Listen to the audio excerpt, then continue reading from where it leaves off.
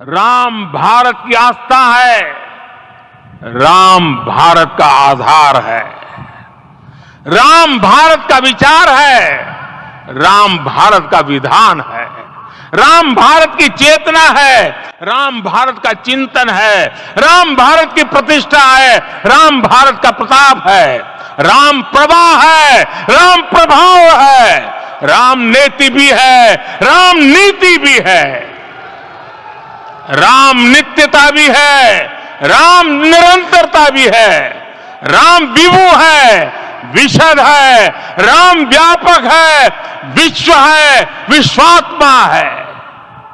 और इसलिए मेरे प्यारे देशवासियों, आज अयोध्या भूमि, आज अयोध्या से पीएम मोदी ने कर दिए ये 5 भयंकर ऐलान, हिला डाला पूरी दुनिया को। जी हाँ दोस्तों, ये बात तो आप सभी को पता होगी कि आज अयोध्या में प्रभु श्री रामलला की प्राण प्रतिष्ठा का कार्यक्रम संपन्न हुआ और इस दौरान देश दुनिया के कई सारे वीवीआईपी लोग बाग अयोध्या में पहुंचे और पीएम मोदी ने अपने हाथों से रामलला की प्राण प्रतिष्ठा संपन्न करने के बाद जो भाषण दिया, 8000 से भी ज्यादा लोगों को जो संबोधित किया, देश दुनिया के लोग वहाँ मौजूद थे। उनके इस भाषण की कुछ प्रमुख बड़ी बातें देखिए। पूरी दुनिया के ग्लोबल मीडिया में इन बातों को लेकर चर्चा शुरू हो गई। क्या अमेरिका, रूस, जापान, चीन, पाकिस्तान, आज दुनिया की हर सुर्खियों में हेडलाइंस न्यूज बन गया राम मंदिर और पीएम मोदी का यह भाषण। प्रधानमंत्री का भाषण राम राम से शुरू हुआ और जय सिया राम पर खत्म हुआ। 35 मिनट के इस भाषण में जो पीएम मोदी ने बातें कही, हिंदुस्तान के हर एक व्यक्ति को जरूर जान लेनी चाहिए। पीएम बोले कि कुछ तो कमी थी जो सदियों तक मंदिर नहीं बन पाया। खैर, आज ये कमी पूरी हुई। आइए दोस्तों देखते हैं प्रधानमंत्री के इस भाषण के संबोधन की 7 प्रमुख बड़ी बातें मैं आपको बताने वाला हूँ। वैसे आपको बताऊंगा, पिछले 11 दिन से पीएम मोदी उपवास और कड़ी तपस्या कर रहे थे, जमीन पर सो रहे थे। तो आज रामलला की प्राण प्रतिष्ठा संपन्न होने के बाद श्री राम मंदिर तीर्थ क्षेत्र के कोषाध्यक्ष स्वामी गोविंद देव ने उनका व्रत खुलवाया। चम्मच से प्रसाद से उन्होंने व्रत तोड़ा, देख सकते हैं आप। रामलला की प्राण प्रतिष्ठा के बाद की ये पहली तस्वीर भी हमें देखने को मिली। उन्हें सोने के आभूषणों से सजाया गया। बड़ी ही भव्य और मनमोहक तस्वीर लग रही है, मानो आंखों और दिल में समा ले इस भव्य और दिव्य नजारे को। आंखें हटाने का भी मन नहीं करता, इतनी अच्छी स्माइल, मुस्कुराहट जो जीवंत हो उठी है इस रामलला की प्रतिमा में। प्राण प्रतिष्ठा के बाद पीएम मोदी ने साष्टांग प्रणाम किया रामलला को और रामलला के चरणों में कमल के फूल भी चढ़ाए। फिर प्रधानमंत्री ने रामलला के पैर छुए तो कुछ यूं कार्यक्रम संपन्न हुआ और उसके बाद शुरू होता है प्रधानमंत्री का भाषण, संबोधन, जिसमें देखिए सबसे पहले तो पीएम मोदी ने क्या क्या बातें कही। वो बोले कि हमारे रामलला अब टेंट में नहीं रहेंगे, रामलला अब इस दिव्य मंदिर में, महल में विराजेंगे। वैसे आपको बता दूं, इतने दिन रामलला को टेंट में रखा जा रहा था। और फिर प्रधानमंत्री बोले कि हमारे पुरुषार्थ, त्याग और तपस्या में कुछ तो कमी रह गई होगी कि हम इतनी सदियों तक ये कार्य नहीं कर पाए। आज वो कमी पूरी हुई।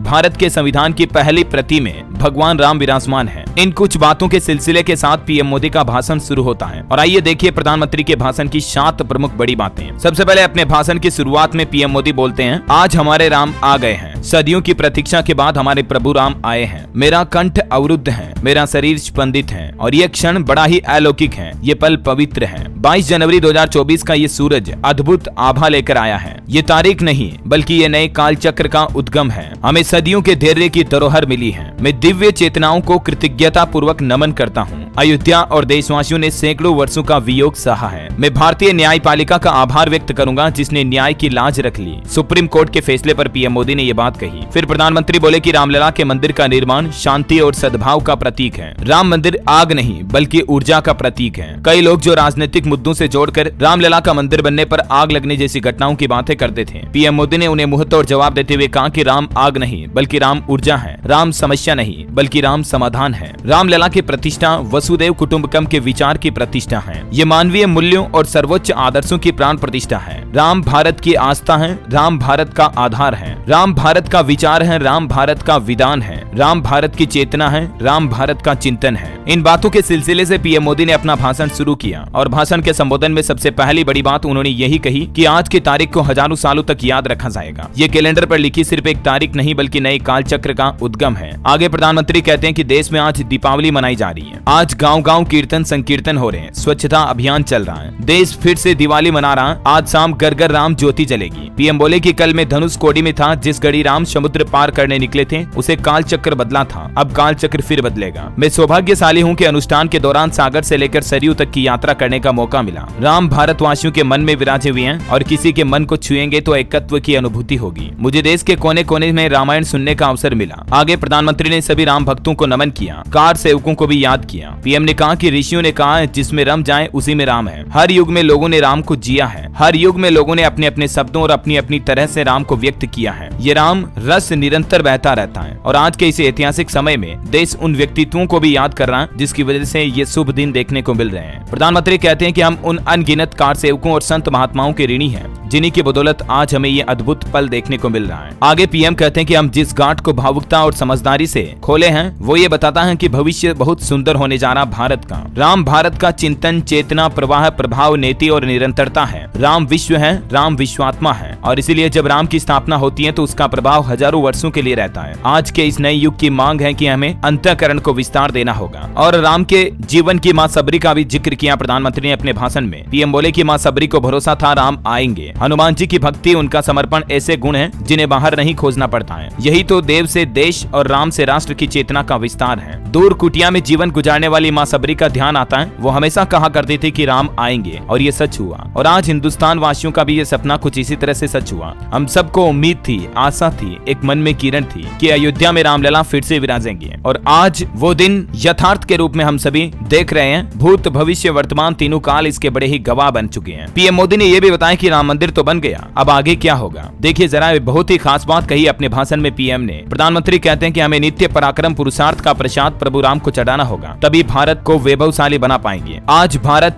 युवा शक्ति की ऊर्जा से भरा है। हमें अब झुकना नहीं है, हमें अब बैठना नहीं है। पीएम मोदी ने देश के युवाओं से भी कहा कि मैं आपसे कहूंगा, आपके सामने हजारों सालों की प्रेरणा है। युवा शक्ति जब चांद पर तिरंगा फहरा सकती है तो 15 लाख किलोमीटर दूर अंतरिक्ष में सूर्य तक भी पहुंच सकती है। आने वाला समय अब सफलता का है, आने वाला समय अब सिद्धि का है। हम सबको ये सिद्ध करके दिखाना होगा। ये राम मंदिर भारत के उत्कर्ष उदय का साक्षी बनेगा। ये मंदिर हमें सिखाता है कि लक्ष्य अगर प्रमाणित हो तो उसे हासिल किया जा सकता है। शताब्दियों, सैकड़ों सालों तक ही आखिर क्यों ना इंतजार करना पड़ा, लेकिन हम अपने लक्ष्य तक पहुंच चुके हैं। अब हम रुकेंगे नहीं। युवाओं को सुनहरे भारत का भविष्य का सपना और लक्ष्य की एक नई राह दिखाते हुए प्रधानमंत्री ने अपने भाषण को शानदार तरीके से समापित किया। और भी इस कार्यक्रम की कुछ खास हाइलाइट्स और तस्वीरें मैं आपको दिखाना चाहूंगा। ये तस्वीरें हैं जब रामलला का प्राण प्रतिष्ठा कार्यक्रम चल रहा था। पीएम मोदी, मोहन भागवत, योगी आदित्यनाथ समेत कुछ और प्रमुख संत महात्मा भी गर्भगृह में मौजूद थे। बड़ी ही दिव्य और अलौकिक जीवंत प्रतिमा नजर आ रही प्रभु श्री राम की। ये देख सकते हैं आप, मानो जी करता है कि आंखों में समा लें इस छवि को। प्राण प्रतिष्ठा के समापन के बाद कुछ प्रमुख संतों ने हजारों लोगों को संबोधित किया। फिर योगी आदित्यनाथ भी संबोधित करते हैं और फिर मोहन भागवत ने भी संबोधन दिया। फिर बारी आती है जब प्रधानमंत्री की, तो उन्होंने अपने भाषण के साथ पूरे देशवासियों में एक जोश और एक नई ऊर्जा का संचार किया। वाकई में इतिहास इन क्षणों का हमेशा हमेशा के लिए गवाह बनेगा कि हिंदुस्तान ने हमेशा अपने लक्ष्यों को पूरा किया है, सत्य और नेक की भावना के साथ। फिर आज के कार्यक्रम की सबसे शानदार बात ये देखने को मिली कि पीएम मोदी ने जटायु की प्रतिमा का अनावरण किया और उसके बाद प्रधानमंत्री राम मंदिर को बनाने वाले श्रमिकों से मिलते हैं और न सिर्फ मुलाकात की बल्कि श्रमिकों के ऊपर अपने हाथों से पुष्प वर्षा भी की। ये देख सकते हैं आप, पीएम मोदी खुद एक बांस की टोकरी में गुलाब के फूल लिए हुए हैं और यहाँ पर सभी श्रमिक बैठे हुए हैं। इन्हीं के हाथों, इन्हीं के कर कमलों की वजह से आज ये श्री रामलला का भव्य मंदिर, भव्य महल बन पाया है। उन सभी श्रमिकों को दिल से सम्मान देते हुए पीएम मोदी ने उन पर पुष्प वर्षा की। यही बात इस कार्यक्रम की सबसे शानदार खूबसूरती दर्शाती है कि प्रधानमंत्री हर एक व्यक्ति, चाहे दलित हो, छोटा हो, बड़ा हो, उनके प्रति समान भाव अपने दिल में रखते हैं। इसी के साथ ये कार्यक्रम बड़ी ही हर्षोल्लास, खुशी और मंगल कामनाओं के साथ संपन्न हुआ। आप सभी देशवासियों को भी ढेर सारी शुभकामनाएं रामलला के अयोध्या वापस आने की खुशी में। दोस्तों, प्रण लीजिए कि जीवन में जितना हो सके जल्दी से जल्दी हम सबको एक ना एक बार तो अयोध्या जाना ही है। जितनी बार जाओ उतना कम है, लेकिन जीवन में एक बार तो ये 4 धामों की तरह 5वां धाम जो बन चुका है हमारे देश में, हम सभी को विजिट करना है। इसी के साथ ही कमेंट बॉक्स में जय श्री राम लिख दीजिए फटाफट से और प्रभु श्री राम की कृपा आशीर्वाद हम सब पर बना रहे। तो इस वीडियो पर एक लाइक भी कर दीजिएगा, फटाफट से दिल से लाइक करके कमेंट कर दो और DLS न्यूज चैनल को सब्सक्राइब करके बेल आइकॉन भी दबा दीजिएगा रोजाना ऐसी इन्फॉर्मेटिव काम की खबरें देखते रहने के लिए।